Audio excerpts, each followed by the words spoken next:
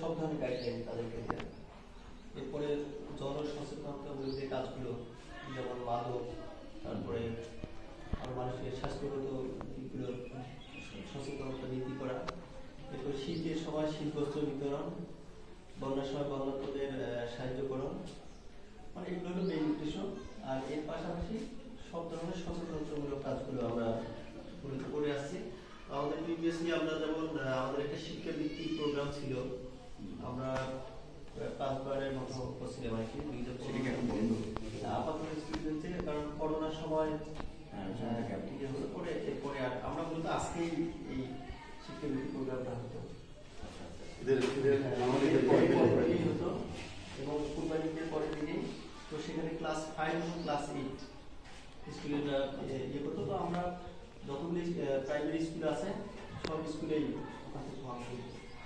আমরা আমাদের মানে পরীক্ষার স্টাইল বা এগুলো হলো ইউনিভার্সিটি এডমিশন সিস্টেম। এবং কোশ্চিন ওই সময় যেমন আমি